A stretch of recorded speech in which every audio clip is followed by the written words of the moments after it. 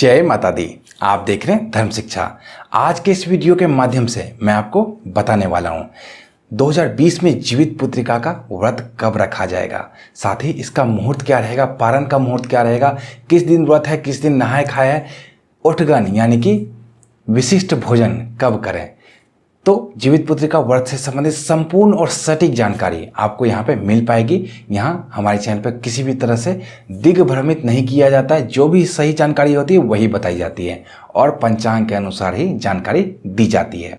तो वीडियो में हमारे साथ अंत तक बने रहें। जानकारी आपको अच्छी लगे तो वीडियो को लाइक तो जरूर करें, इससे हमारा भी हौसला बनता है। साथ ही साथ अपनी प्रतिक्रिया में जय जीवित मोहन जरूर लिखें।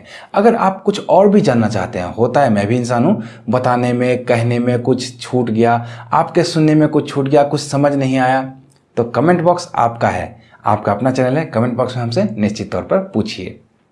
तो सबसे पहले देखिए जीवित पुत्रिका का व्रत किस दिन मनाया जाता है। तो आश्विन मास के कृष्ण पक्ष की अष्टमी तिथि को जीवित पुत्रिका का व्रत मनाया जाता है।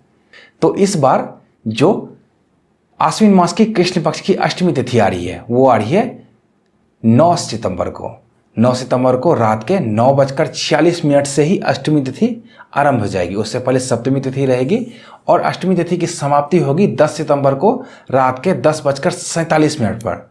अर्थात कहने का अर्थ क्या हुआ, आश्विन मास की कृष्ण पक्ष की अष्टमी तिथि में सूर्योदय किस दिन होता है, वो होता है 10 सितंबर के दिन। तो जीवित पुत्रिका का व्रत जो है वो 10 सितंबर को ही रखा जाएगा, क्योंकि इस दिन सूर्योदय के समय से ही अष्टमी तिथि है और रात के 10:47 तक है। तो इस दिन यानी कि 10 सितंबर 2020 को जीवित पुत्रिका का व्रत रखा जाएगा। अब जीवित पुत्रिका के व्रत से एक दिन पहले नहाए खाए होता है। नहाए खाए का भी एक इसमें विशेष महत्व है।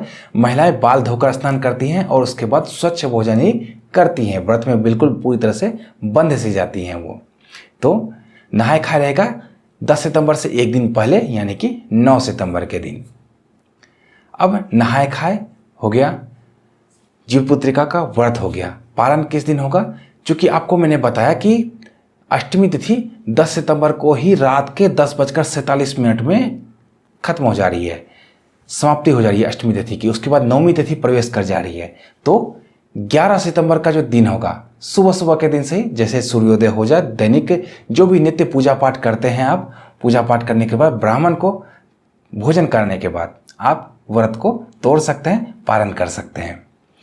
इस दिन सुबह सुबह से ही आप पारण कर सकते हैं। नहीं तो कई बार क्या होता है कि जीवित पुत्रिका का व्रत अगले दिन बहुत देर तक चलता है, जैसे 2 बजे 2:30 बजे तक चलता है, और इसमें महिलाएं बिल्कुल निराधार रहती हैं। निराधार अर्थात बिल्कुल ही अन्न जल कुछ भी ग्रहण नहीं करती है। जीवित पुत्रिका का व्रत क्यों मनाया जाता है, क्योंकि महिलाएं अपने संतान की दीर्घायु की कामना करते हुए इस प्रकार का व्रत करती हैं। ऐसी शास्त्रों में मान्यता है कि जो भी महिलाएं जीवित पुत्रिका का व्रत करती है उसका संतान, उसका पुत्र दीर्घायु रहता है। तो ऐसे में जीवित पुत्रिका का व्रत इसी कारण से मनाया जाता है।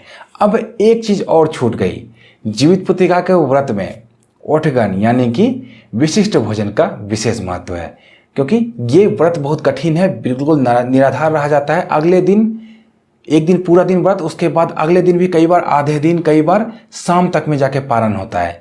तो इसमें ऐसी प्रथा ही चली आ रही है विशिष्ट भोजन की। विशिष्ट भोजन क्या होता है, व्रत आरंभ होने से पहले कुछ ऐसा खाद्य पदार्थ खा लिया जाए जो कि ऊर्जा आपको देते रहे अगले दिन, ताकि आप व्रत के समय में भक्ति में लीन रहें, ना कि कमजोरी में लगे रहें।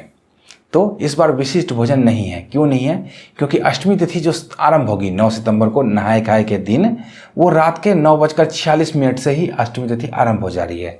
कई बार क्या होता था कि रात में देर रात जाके अष्टमी तिथि लगती थी या 4 बजे सुबह लगता था, तो उससे पहले पहले विशिष्ट भोजन कर लिया जाता था। लेकिन इस बार 9:46 पे ही अष्टमी तिथि प्रवेश कर रही है। तो आप जो खाना दैनिक खाते हैं हर रोज रात में, वो भी आपको 9:46 से पहले पहले ही खा लेना चाहिए। नहाए खाए की रात में 9:46 से पहले खाना खा लेना है। विशिष्ट भोजन इस बार नहीं है और इस बार बहुत ही आसान मुझे लगता है व्रत रहने वाला है। पूरे एक दिन का व्रत है, उसके बाद आप इसका पारण भी कर सकते हैं।